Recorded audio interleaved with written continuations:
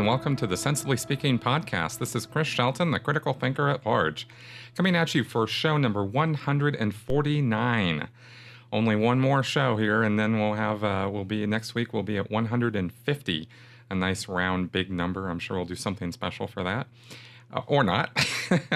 Anyway, this is coming to you with video on YouTube as well as on podcast format in Google Play, iTunes, and Stitcher. So welcome everybody who's listening or watching.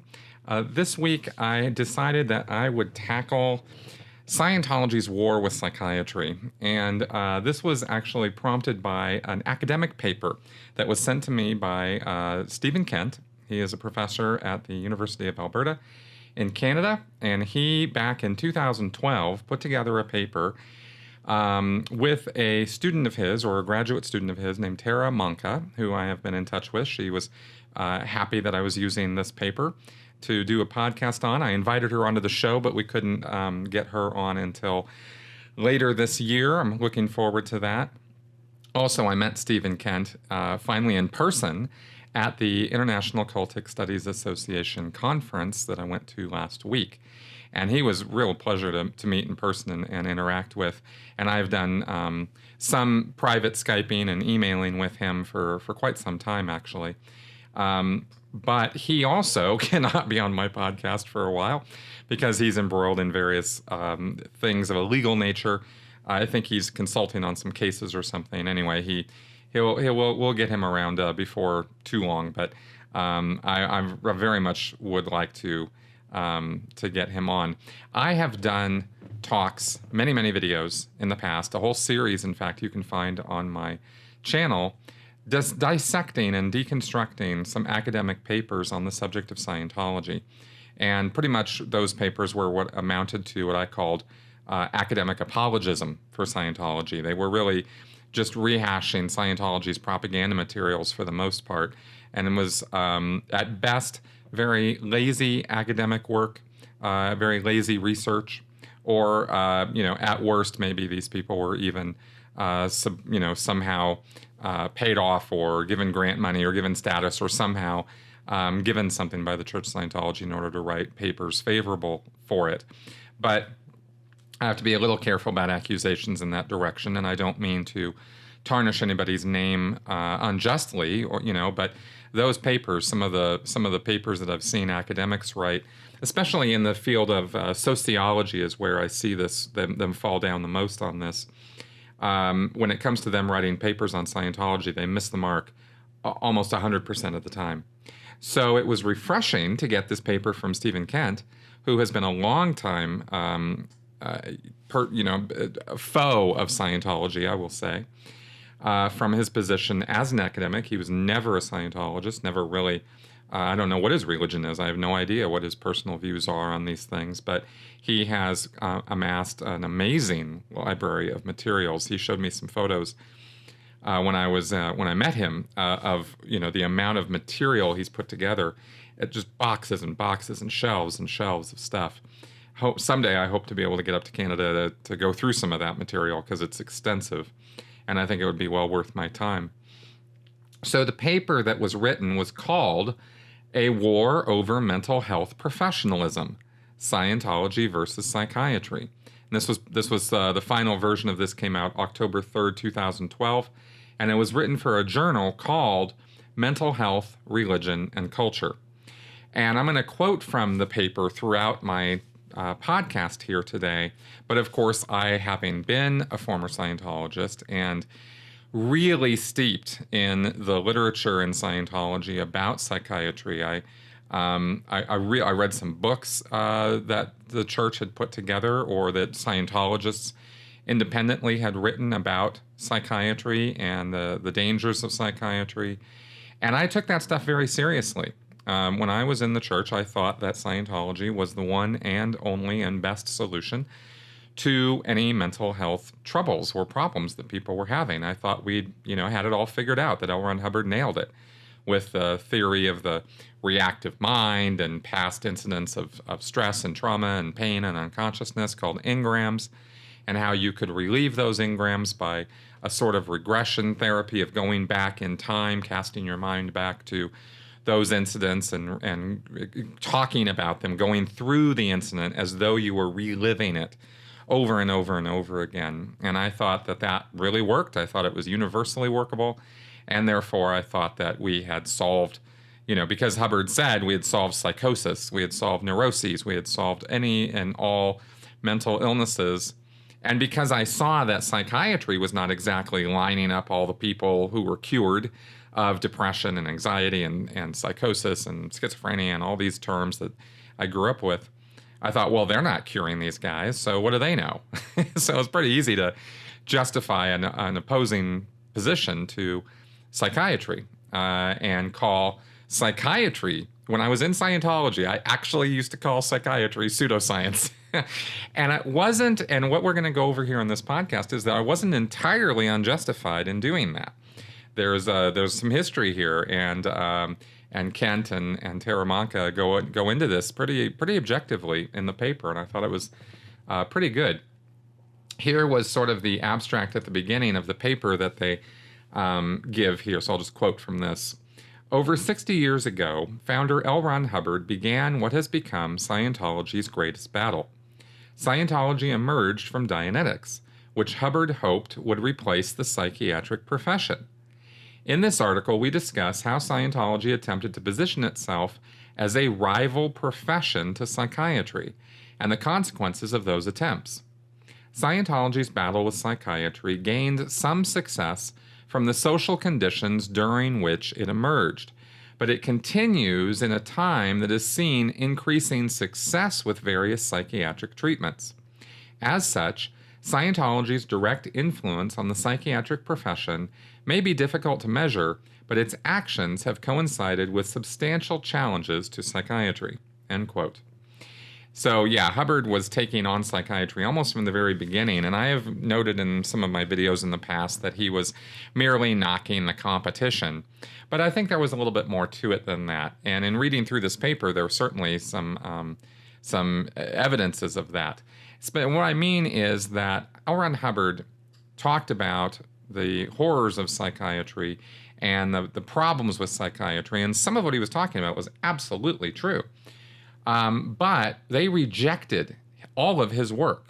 Prior to the publication of Dianetics, the Modern Science of Mental Health in May of 1950, Hubbard submitted papers to the American Medical Association and the American Psychiatric Association showing them the work that he had put together and saying, hey, I think I've got some new therapeutic technique here. And they rejected it just out of hand. And I don't know that, I think they said that it lacked evidence. There were various statements made about why they weren't so interested. And I think Hubbard then, being a person who did not deal with criticism well in any area of his life, and who actually talked about the fact that he did not deal with criticism well in many of his lectures, which he gave to Scientologists years later. He talked about how if somebody criticized his writing as an author, as a fiction author, he would come down on them like a ton of bricks. He didn't talk about this as a character flaw, but in hindsight, I can certainly see how it was. Because he also wrote a lot of his vindictive nature ended up being written into the DNA of Scientology through its various policies, where they, manifested as ruining, critics utterly if they were to speak out against Scientology or challenge Hubbard's authority in some fashion. Like Cartman on South Park, Hubbard was not into being challenged. You will respect my authority. He was very much into that.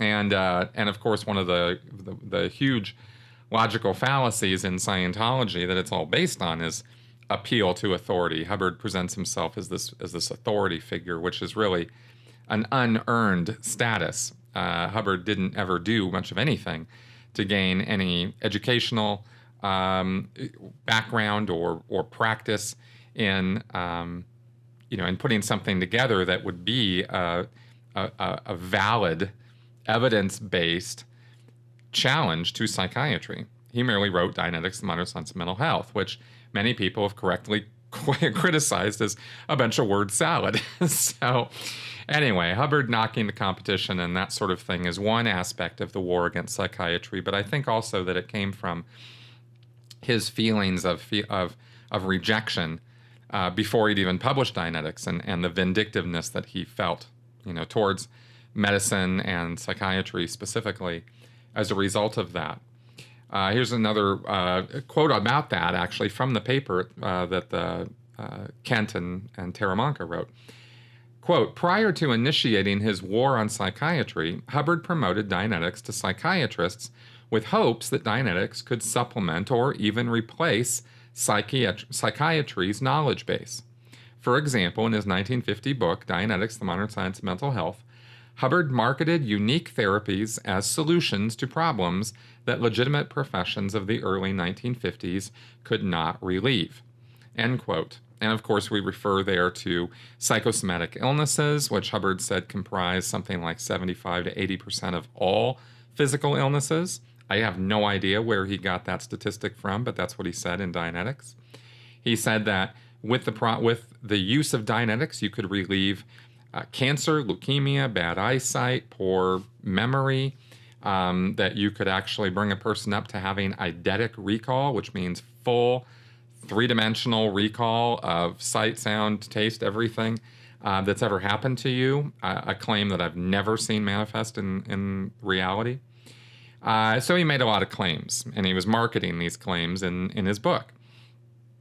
Hubbard, over the years, had a bad habit of overpromising and under-delivering, which, of course, led to Dianetics going bankrupt within the first 2 years of its publication, and going bankrupt twice. But in taking on psychiatry, Hubbard was very, very serious about this. And I think there was only one place I can remember in a lecture he gave where he said, look, this whole war against psychiatry is really kind of silly, and really we could stop and partner up with psychiatry, and we could do a lot of good.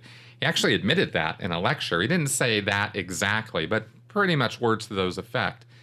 And but for the most part, besides that one anomaly, when maybe Hubbard was having a particularly lucid day or something, all of the other literature in Scientology is rabidly anti-psychiatry and anti-psychology.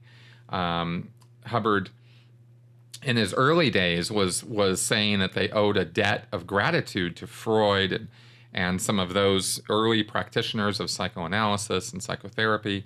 But very soon after those initial publications, he was trashing them. And by 1968, he, in a Class 8 lecture called Standard Tech Defined, L. Ron Hubbard just trashed Freud and Bauer, whoever Freud's partner was, I don't know, Breuer. Just trashed them. I mean, just said that it was a complete control operation that was meant to enslave people, and that they knew what they were doing, and they did it with malice aforethought. And he, claimed the whole thing was just a big fraud, and always had been, and it had never had any good intentions, or no one who practiced psychiatry or psychology. These people were not doing what they were doing because they were trying to help people. So he had gone, completely around, from acknowledging a debt of gratitude to these people. He had, within 20 years, he had completely flipped the narrative. And in 1969, they founded, the Church of Scientology founded a group called the Citizens Commission on Human Rights. It might be the Citizens Commission for Human Rights, CCHR.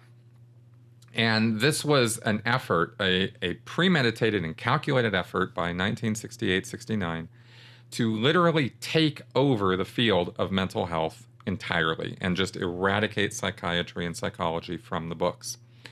And there were a bunch of articles that Hubbard started writing for Freedom magazine, which was also started being published in 1969.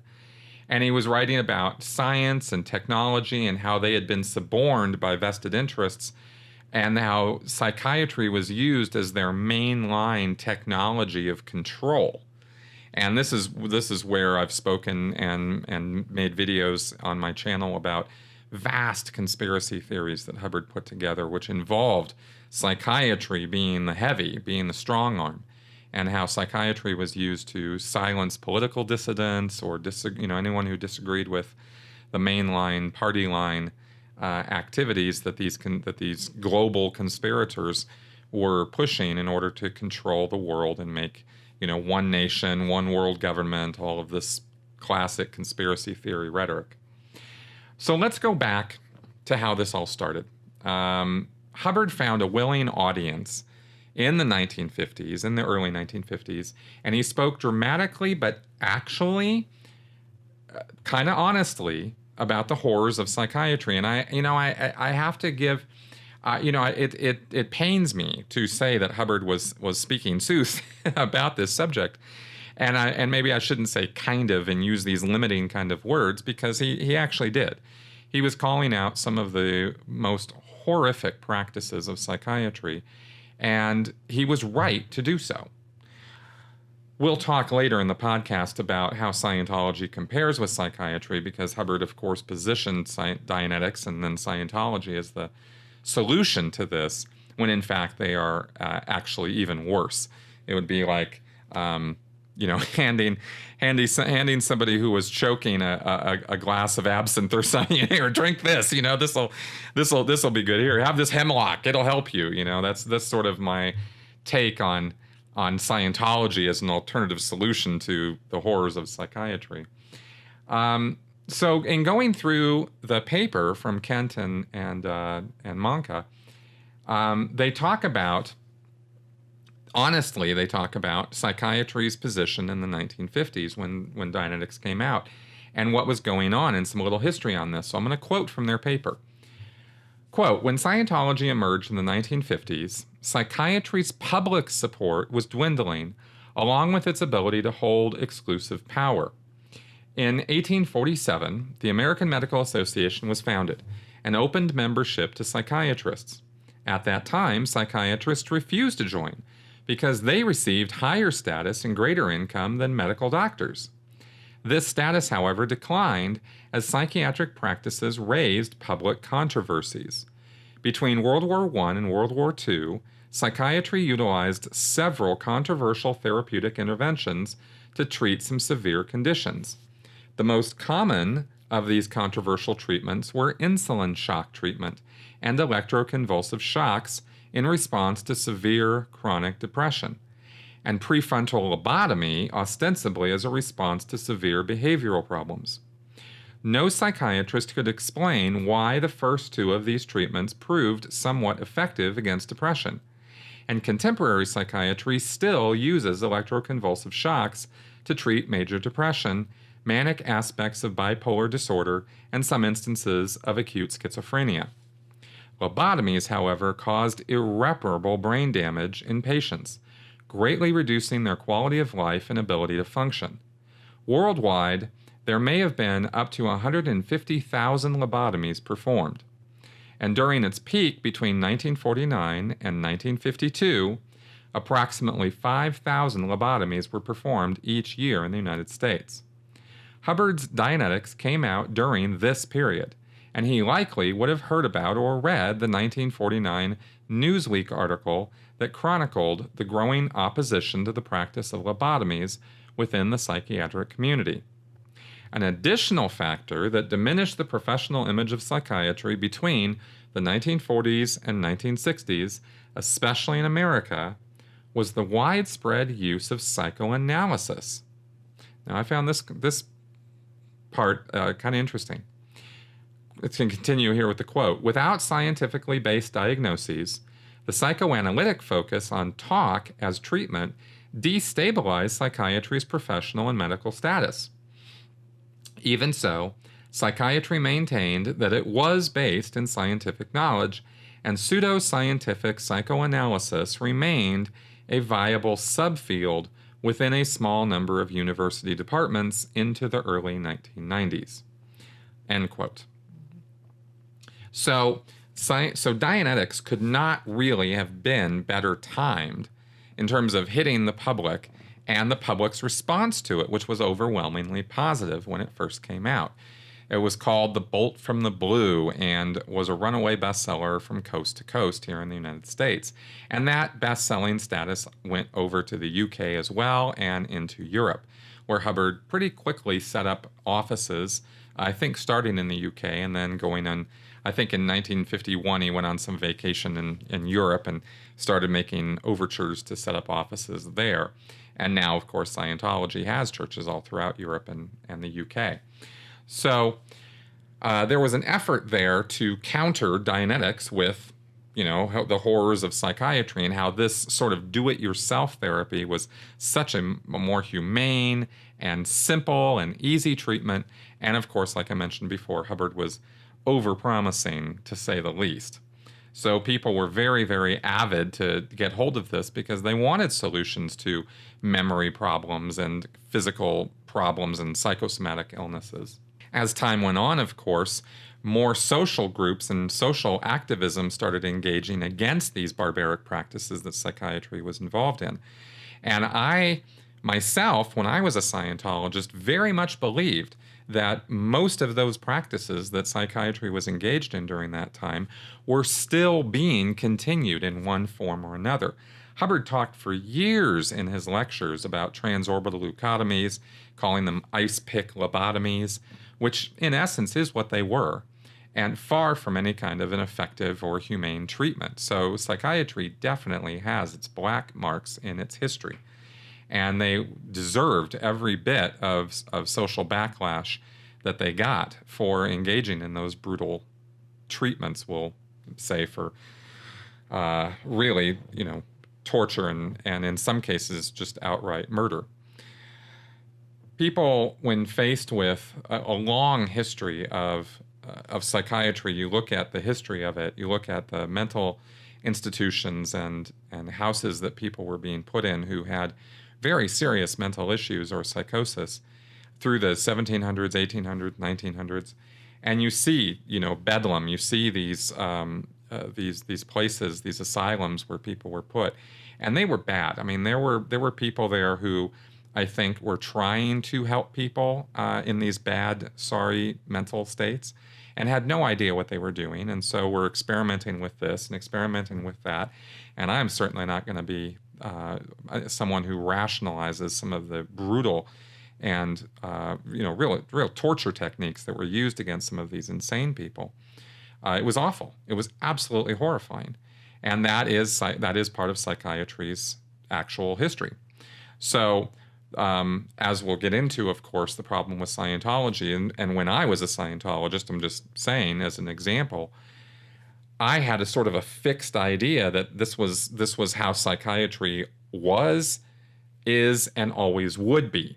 And that was why I lended my support to and believed what L. Ron Hubbard said and what CCHR and Scientology were doing to fight this. And of course, then came psychotropics. And these came pretty shortly after the publication of Dianetics. I think it was 1952 when the first ones came around. In fact, just as an additional note on that psychiatry attitude that I had when I was in Scientology, one of the first things I did when I got out of Scientology that first year in 2013 was I was starting to challenge my ideas as to what I had learned in Scientology. And I actually grabbed a book and read about the DSM, the Diagnostic and Statistical Manual, which is what psychiatry uses to diagnose mental illnesses. And so of course, I had been told in Scientology that this book was, wholly pseudoscientific, complete nonsense, that everything in it was based on just opinions and not any facts, and that psychiatry was just this big pseudoscientific fraud.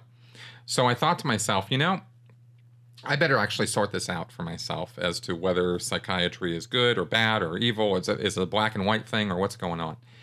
And so I read that book on the DSM. I did a lot of study on the internet about this. This was one of two things that I tackled straight away. The other one being the homophobia that exists in Scientology. I also tackled that head on and found out I was wholly wrong in all of my attitudes about the LGBT community. That I had been homophobic. And I sort of educated myself out of that because I'm not that now. I have nothing against it. But when I was in Scientology, I very much did. Same with psychiatry. I had a very black and white view of it. And after educating myself about it, I realized that I had been totally on this, in this black and white world. that everything about psychiatry was wrong and every one of them was evil and they must be destroyed. And I learned a little bit of nuance, like I do with everything when I start educating myself on it and start learning more about what's really going on, whether it's politics or sports or entertainment or whatever the field is that I'm looking into.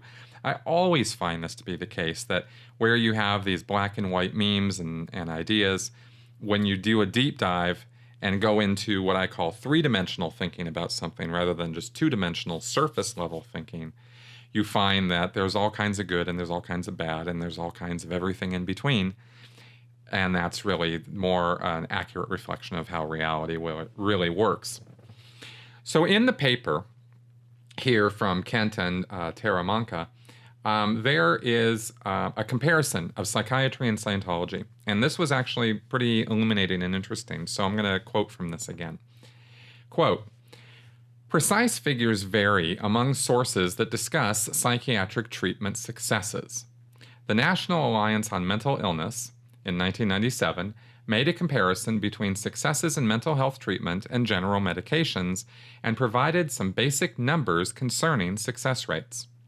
Now, before I continue here, I just want to say that L. Ron Hubbard said over and over again throughout his lectures and writings that psychiatry could not cure anyone, could not help anyone, was only interested in degrading and brutalizing and pushing people further down into the mud. That was very much how Hubbard positioned anything having to do with psychiatry. So the only claim that I had, or the only idea that I had when I was in Scientology, was it's all bad, all wrong. Okay, so it's kind of illuminating, getting some numbers here to actually talk about this with some reality. Quote, "Treatment outcomes for people with even the most serious mental illnesses are comparable to outcomes for well-established general medical or surgical treatments for other chronic diseases. The early treatment success rates for mental illnesses are 60 to 80%, well above the approximately 40 to 60% success rates for common surgical treatments for heart disease. The Illinois chapter of that same organization indicated that treatment success for bipolar disorder was 80%, major depression was 65%, and schizophrenia was 45%. Of course, treating mental health problems successfully involves numerous issues, including the progression of the condition at the time of intervention, patients' compliance with prescription regimes, coexisting conditions, possibly age, gender, and various social factors, etc. Nevertheless, conservative estimates place psychiatry success rates for containing or reversing symptoms, not curing, between 45% and 80%. Treatments also exist for various personality disorders. Significantly, half or more of the people who seek psychiatric treatment for a range of conditions are likely to receive positive outcomes. Evaluating or comparing the success of Scientology's isolated treatment of psychotics is impossible, because Scientology does not publicize the number of its members who suffer from that condition as the organization defines it, or undergo its supposed treatment regime. Nor has it run randomized controlled trials to test its techniques, as would be required by contemporary science. What we do have, however, are accounts of Scientology's dismal failures to effectively treat psychotics, even to the point of apparently harming some of them. Now, before I carry on with this quote here, I want to just point out that I've done some videos recently with a former Scientologist, highly trained, Sonny, who helped me go over what was Scientology's views on mental illness and how Scientology goes about treating or dealing with people who have mental disorders or have experienced some kind of a psychotic break. And we go into great detail in that series, and if you haven't watched it, I highly recommend checking it out. Of course, I'll put a link to the playlist on that in the show notes here, so you can check that out. To carry on with the paper here, quote, "Well before Hubbard detailed his techniques in the 1974 Introspection Rundown publication, Scientologists had been isolating members who appeared to have mental breakdowns in what they thought would be quiet environments in failed efforts to calm them sufficiently so that they could be audited. The first account about which we know was from the mid-1950s.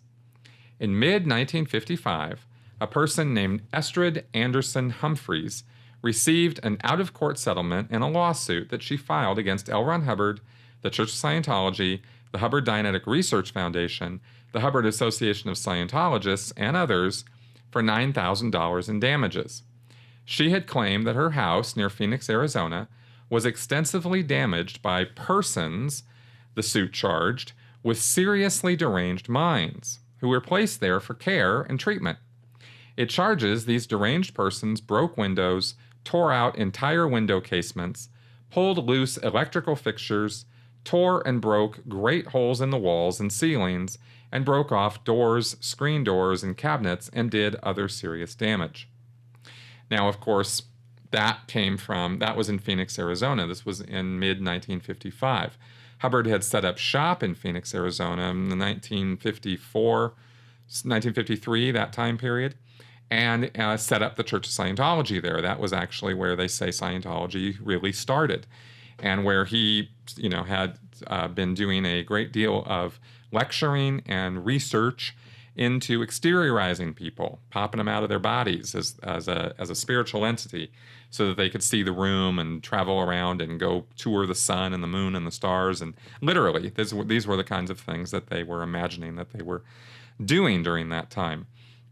And of course, what we see here is that some people had very, very negative reactions to that kind of therapy, we'll call it, or counseling, or auditing, whatever, we'll just call it auditing, because that's what Scientology calls it. And it really isn't therapy, and it really isn't counseling. So they were having some, debilitating effects on some of their members, and were locking them up in an effort to keep them contained and calm them down and get them back into a state of mind where they could relate to the world again. So I wonder how many, I'm certainly not going to find anywhere in Scientology's materials how many people Hubbard maybe drove insane with his techniques during that early 1950s period. But certainly more than one person, because Estrid Anderson Humphreys was suing the church, and in 1955, $9,000 was a lot more than it is today. Now, of course, you'll also remember in the talk that I did with Sonny how we talked about how Hubbard formulated the introspection rundown on the ship in the early 1970s. The ship called the Apollo. This was the ship Hubbard was sailing around on in the Mediterranean off the coast of Spain and Portugal. During that time, there was a guy named Bruce who was a Sea Org member, and he ended up getting locked up and trying to tear down the walls and get out of this confinement that he was in.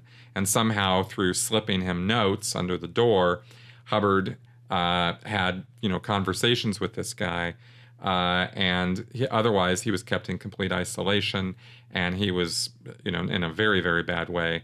And eventually, after a few days or weeks of this, he came out of that. And so Hubbard thought, because he had been slipping this guy notes and talking to him, that he had somehow effected a cure for psychosis. And that was the claim Hubbard made in his introspection rundown issues and bulletins that he wrote in that same year.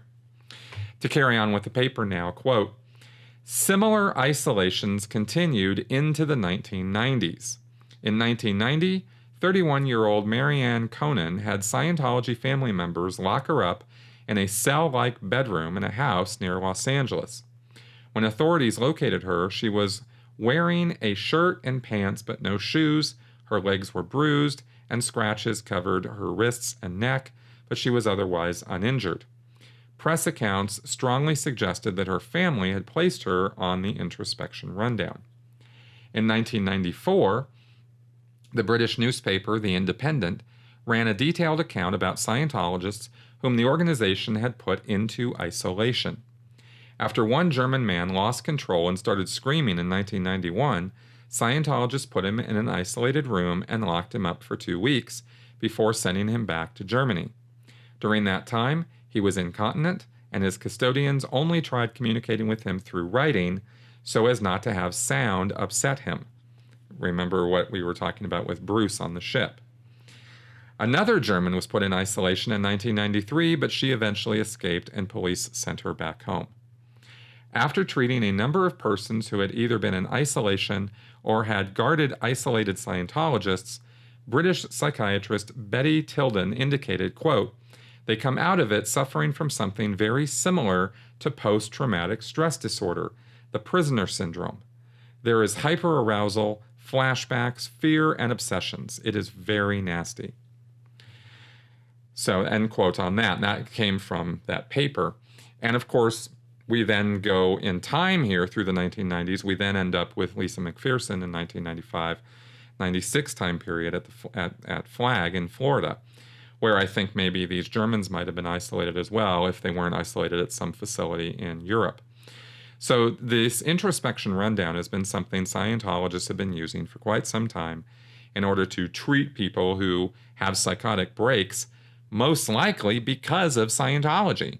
So rather than even potentially turn these people over to competent medical professionals or facilities that are more suited to deal with people who have these kind of problems, the Scientologists instead lock these people literally in closets or in basements, tie them down, force feed them, and in the case of Lisa McPherson and who knows how many others, end up in wrongful death because these people end up dying in their care. They address Lisa McPherson in the paper, quote, "Scientologists claim to believe that after isolation, McPherson would communicate through auditing. According to Scientology's attorney and spokesperson, Elliot Abelson, McPherson was ineligible to receive Scientology counseling there at the Fort Harrison Hotel because she was having trouble sleeping." The understatement of the century. He said counseling cannot be done until a person had 6 to 8 hours sleep and becomes sufficiently stable to receive counseling. As such, Scientology's isolation treatment regimes for psychotics appear to have shown dire consequences with little to no measurable improvement in patients' mental conditions. On a broad level, psychiatry's principles of medical ethics present members' professional responsibilities to patients' rights, dignity, and access to medical care, and under their guidance, no ethical psychiatrist would participate in the kinds of confinements, constraints, and pseudo-medical treatment that Scientologists apparently imposed upon their fellow members. End quote. Now, I'd just like to take the opportunity to point out now the irony of the fact that Scientology, that L. Ron Hubbard in 1950s, was saying that psychiatry was too brutal, too murderous, too torturous to allow people to go and get psychiatric treatment. And now, when you look at L. Ron Hubbard's treatment for those same conditions, you find brutality, torture, and even death. So, in a way, psychiatry has come 180 degrees over this time period where they have made enormous strides and changes in their behavior and in their treatment methodologies, whereas Scientology has taken on the same things, are doing the same things to their own members who have psychotic breaks that psychiatry used to do and that Hubbard railed against. I find that scary, amongst other words I could choose. And in case it's not clear, Scientology didn't learn their lesson after Lisa McPherson died on the Fort Harrison, on the church property. They continue to use these isolation techniques and this introspection rundown. And we have proof of that through Tony Ortega's blog as recently as 2015 and 2017. There were a couple stories. In February of 2015, on Tony Ortega's blog, The Underground Bunker, I will quote from a story. Last May, which means in May of 2014, in a small Arkansas town, a sheriff's deputy arrived at a large house to help an ambulance crew with an unusual call. He went into the basement of the house, which had a ground floor entry, and on the stairway leading to the kitchen on the next floor, there was a woman sitting on the stairs. We're going to call this woman Candace. She was with her caregiver, a man we're going to call Jim. Here's how the sheriff's deputy described the scene in an incident report which was obtained by the underground bunker. Upon my arrival, Candace was on the stairwell to the house with her caregiver trying to get her down the stairs. She was extremely bloody, and her skin appeared to be blue as if she had already lost a tremendous amount of blood. She was refusing to come down the stairs, but she was bleeding very badly, and there was blood all over the area where she was at. The 32-year-old woman had cut her hand deeply in what appeared to be a suicide attempt. Her caregiver, Jim, would later claim she had broken a small bottle in frustration and had accidentally hurt herself. The deputy watched as the ambulance crew and Jim tried in vain to get her down the stairs. Jim explained that she, quote, had mental issues and he was paid to care for her, the deputy noted. Another deputy had to handcuff Candace to get her down the stairs so they could get her on a gurney and into the ambulance. But before the ambulance could drive away, Claire escaped from the vehicle and began running away. She was caught, and then she was bundled into the back of a patrol car that took her to a local hospital. Her condition was shocking, the first deputy noted. She smelled as if she had not bathed in about 2 months. Her hands and toes were black with dirt. Her hair was matted into a knot. I was contacted by the doctor at the ER who advised that he had some bungee cords that it appeared that she had been tied up with. He advised that she had some ligature marks on her wrist that were consistent with being restrained. For more than a year, Candace had been held in a basement in a small Arkansas town and was found with evidence that she had been tied down with bungee cords, allowed to live in filthy conditions, and was malnourished. Her caregiver, Jim, has not been charged with a crime, but he was surprisingly candid when he was asked later in a sworn deposition to explain how and why a malnourished, filthy woman had lived in his basement, and while he got paid $750 a week to care for her. It turned out that he was happy to explain the situation. He was a Scientologist. The treatment he was giving the woman was standard Scientology technology, quote unquote, and the year before, his treatment of her had begun at a Scientology-style rehab facility in the Tennessee countryside. In fact, Jim was convinced his care was the only way Candace would ever get well, and he was fighting to get custody of her so he could continue to heal her with Scientology. Today, Candace is a ward of the state of Arkansas, deeply unwell and living at a state hospital, and this is how she ended up there. And Tony then goes on to tell the entire backstory of Candace, again, not her real name, and how she ended up in this Scientologist care, and how despite her condition, her screaming to run away, the fact that an ambulance had to be called, that deputies came in, that this guy was so delusional with Scientology and Hubbard's rhetoric that he thought he was actually helping her. That's how insane Scientologists actually are when it comes to mental health. And in 2017, in May 3rd, 2017, Tony published another article about that Tennessee facility and a man named Mark Valieras who ran it, and how he had had a couple people in his care, and the police, one of them had finally gotten hold of a phone and had called 911 and gotten the police out there, and these guys ended up being charged with criminal they were indicted for criminal activity because they'd had these people locked up in these little huts on the property in a vain attempt to engage in more of this mental health treatment, according to L. Ron Hubbard's dictates, rather than doing something sensible like actually helping them. The bottom line is with this is that Scientologists are not actually interested in helping people so much as they're interested in, well, they're ideologues. You know, when it comes to mental health, it's their way or the highway. And, you know, they're not, if what they're doing doesn't look like it's working, they don't stop. They just keep doubling down on it. And as a result, like we've talked about on this podcast and in my videos on my channel, people have died. This is not a joke. And giving people over to mental, who have serious mental health issues to Scientologists is not going to result in these people getting the help that they really need. This is really important. Yet, Scientology continues to double down on this over and over again, despite the evidence that I'm giving you, that is out there to be seen by anybody. They keep thinking that Hubbard's way is the only way, and that psychiatry is so evil and so bad, so awful, and anybody related to it and anybody having to do with psychology is so bad, so evil, and so awful. Despite the statistics that I read to you earlier in this podcast, they don't look at those statistics. They just listen to Hubbard.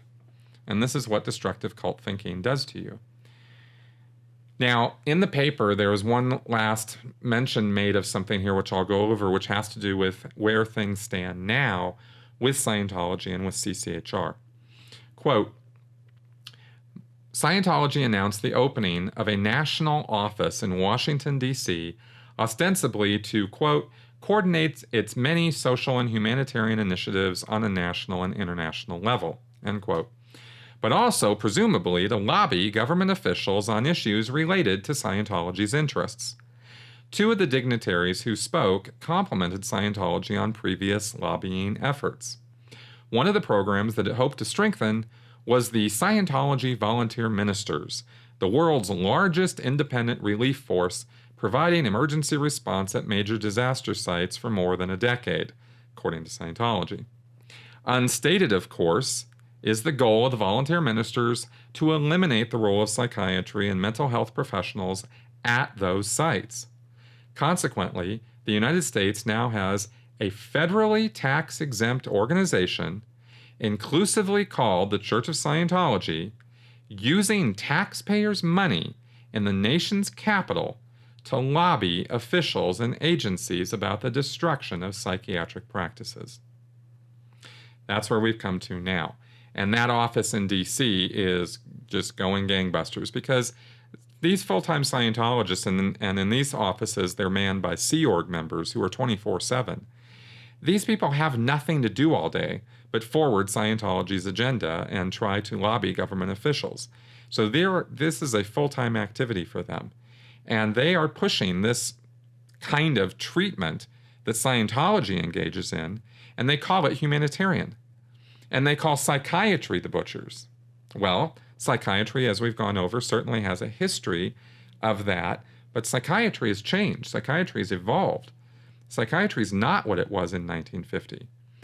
Well, what does CCHR think about psychiatry? Here is a list of the documentaries that they have put together. Psychiatry, an Industry of Death. The Hidden Enemy, Inside Psychiatry's Covert Agenda. The Age of Fear, Psychiatry's Reign of Terror. Diagnostic and Statistical Manual, Psychiatry's Deadliest Scam. Dead Wrong, How Psychiatric Drugs Can Kill Your Child. And finally, Marketing of Madness, Are We All Insane? And I find it ironic in that last one that Scientology would push out a message saying that psychiatry are the ones who are saying everybody's got a mental illness, everybody's got a problem, everybody's insane. When I know for a fact in the world of Scientology that Scientologists actually do believe that everybody who's not a Scientologist is crazy, that they are driven by the impulses of their reactive mind and are under an almost hypnotic daze, under all the mental stress and trauma from their past, and it is only Scientology which has the cure to that. That's what Scientologists actually think. But they foist all that off on psychiatry and make them out to be the bad guys. So I just don't want any false equivalencies here, and I think I've made my point pretty clear throughout the podcast. So with all of that, I thought that this might give some perspective and some idea of how I have come to view psychiatry personally as a former Scientologist, and how I see that there's all kinds of bad in psychiatry, but they have changed and evolved and improved. And I think that they are making honest efforts and trying to apply some degree of scientific method and methodology to their practices, and are trying to figure out how does the brain work? How does the mind work? Is the brain the mind? What is consciousness? What What is free will? I mean, these are very, very deep-seated questions that a lot of philosophers and psychologists and neurologists are taking on. And we don't have solid answers on any of this. Not by a long shot, do we? Nobody understands consciousness. I mean, there are people who put forward various theories, various ideas, but this is not well known, well figured out, all taped. No, not at all. This is very much a work in progress, and I think it will be for quite some time. And I think until we have multidisciplinary approaches to this, where neurology talks to psychology and talks to psychiatry, because right now they're not talking as much as they need to. I think if they get to talking to one another and working on these problems together, I think we'll start seeing much more. I think we'll see some speed up in the effectiveness of what these guys are pushing forward. And tempered, with pharmaceutical treatments, because we know that some pharmaceuticals work on some people, at least some of the time. But why? Why do they work here and they don't work there? Why do they cause all these side effects, which are really just effects, not side effects? Those are the effects of the drugs. I'm not down with all those side effects, and I don't think psychotropic medications are any kind of magic bullet solution to anybody's problems. But they do help sometimes. And when they help, that's a good thing. And I think that maybe some psychiatrists, I'm not even going to say maybe, I think some psychiatrists have become pill pushers. That's not good.